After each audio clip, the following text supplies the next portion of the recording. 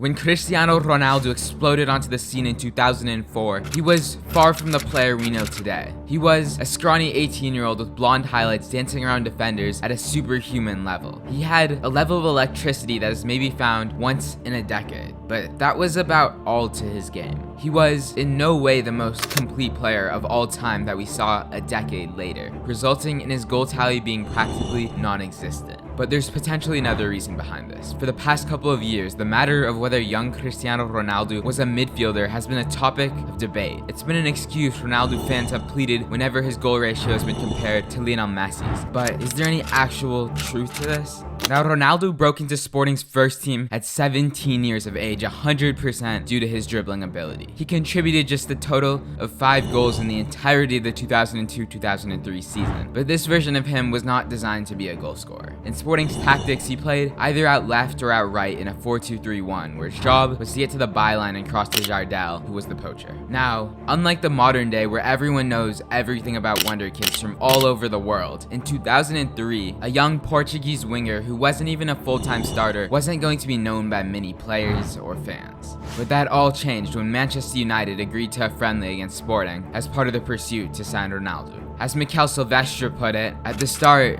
no one had even heard of Ronaldo, but by the end, everyone knew about him. As a left winger, he would terrorize the entirety of Manchester United's backline. This kid had everything. He had speed, he had vision, he had unbelievable skill. He left our defenders in the dust. He tormented Fabian. He performed astonishing tricks with the ball, then shrugged as if to say, "Oh, that's nothing." Sporting would win 3-1, but that hardly mattered. The entirety of Manchester United was now fixated on this kid, and just a week later, United would wrap up the transfer, beating out Barcelona and Arsenal, and agreeing to a record transfer fee for a teenager. Now, Sir Alex Ferguson's Manchester United played either a traditional 4-4-2 or a 4-5-1, with Van Nistelrooy as a lone striker, or Van Nistelrooy and Solskjaer or Forlan in a strike partnership. In this tactical approach, Cristiano was signed to replace David Beckham as the right winger. But not quite the winger we think of today, such as Vinny Jr. or Bukayo Saka. To start, he was a right-footed right winger, which in the modern day has gone borderline extinct because, quite simply, deploying wingers on the opposite flank to their dominant position is just more effective in 95% of modern tactics. Secondly, these wide players were classified and played much more in the midfield line rather than in the forward line. Think of Pavel Nedved or Luis Figo, or the player he replaced, David Beckham. They won the Ballon d'Or, in Beckham's case finished second, despite scoring 14, 14, and 8, respectively. Ronaldo, who wouldn't quite win the Ballon d'Or that year, would still make it into the UEFA Team of the Year, despite scoring 6 goals. All of them were so-called traditional wingers, or wide midfielders, who played quite deep, where their job was to move the ball from the midfield third into the final third, or in the final third, beat their man to the byline and cross it in, rather than cutting in and taking a shot themselves. With that being said, don't think that Ronaldo was Toni Kroos or Xavi. He was never that central midfielder who could orchestrate the game. He just played in the midfield line. What made Ronaldo so great, and the reason he was in the Team of the Year, was of course his electrifying dribbling, the reason he was signed. He averaged 4.41 dribbles per 90 minutes, which if we place that into the 22-23 Premier League, it would earn him a very comfortable #1 spot among qualified players. So yes, Cristiano played as a wide right midfielder in his first 2 professional seasons, and he would continue to play there in 04-05 and 05-06, where his goal tally would slightly increase, but not to anywhere near elite levels. Well, he was still an absolute show, averaging 4.43 dribbles per game in those 2 seasons, almost as much as prime Messi.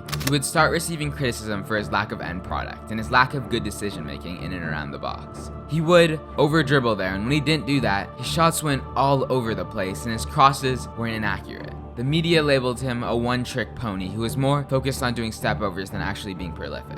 He was still arguably a world-class wide midfielder due to his generational ability at one attribute, but he had to get something else if he wanted to live up to being the David Beckham replacement. In the meantime, Wayne Rooney would steal the show as Manchester United's golden boy over Cristiano. But everything would change in 2006. After a fallout with Ferguson, Ruud van Nistelrooy would leave to join Real Madrid. Then during the 2006 World Cup, Ronaldo got Wayne Rooney sent off, and as Rooney was walking off, Cristiano would infamously wink at the Portuguese bench. Overnight, he had become public enemy #1 in England, despite playing for the biggest club in the country. I think there's every chance that Wayne Rooney could go back to the Man United training ground and stick one on Ronaldo. After returning from the cup, Ronaldo declared publicly that the circumstances are not right to be playing in Manchester. In 2 or 3 days, I will decide where to go, and that was it. He was planning on heading off to Valencia. Until Sir Alex Ferguson smoothed things over and he was willing to play for United again. In hindsight, we can only assume he promised Ronaldo something along the lines of, "You're gonna be the main man next season." And as the season kicked off, with the media still bombarding him all day and all night, he silently transformed into the best footballer in the world. He showboated less and dribbled more efficiently. His shooting had increased massively. His decision making in and around the box had taken a leap. And he was a physical beast. He had moved further up the pitch as well. Van Nistelrooy's departure led to Ronaldo getting far more positional freedom. And while he was still classified as a wide midfielder in a 4-4-2, it would be far from the truth to declare him still as a midfielder. He had less, but still had defensive duties, and he played a lot of the time as a forward and a front four with Rooney, Saha, and Giggs. Still far from the goal-scoring inverted winger he became later on, but much more advanced on the pitch. He would score 23 goals and dish out 14 assists, winning Premier League Player of the Year and the Premier League, earn a second place finish in the Ballon d'Or, and most had come to the realization that the best footballer in the world lived in Manchester. And that would officially be the end of midfielder Ronaldo. By 07-08, despite still being labeled occasionally as a midfielder, calling him that would be absurd. Sir Alex dropped his defensive duties completely, as Ronaldo now defended as a striker. Manchester United now started a fluent front three of Tevez, Rooney, and Ronaldo, where he'd start as a right forward, but due to the fluidity of the attack, could end up on the left or up top. Still not a 50-goal-a-season type position, as he was still primarily a right-footed right forward, but a position where you can achieve a high output, like in the 20s, not 42.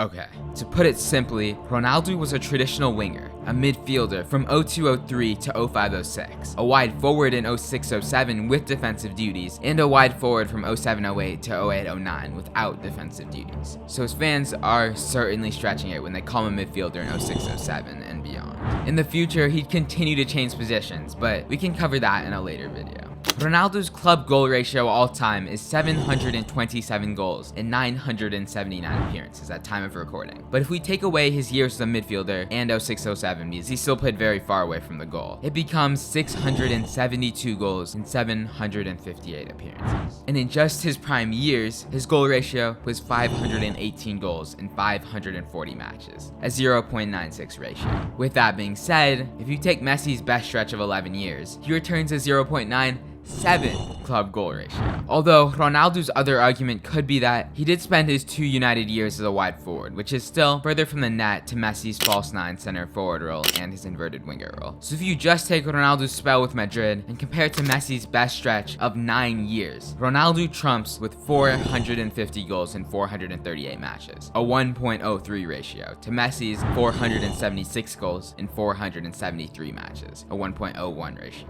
If you enjoyed this video, check out that one on screen. I'm sure you'll enjoy it, and I'll see you then.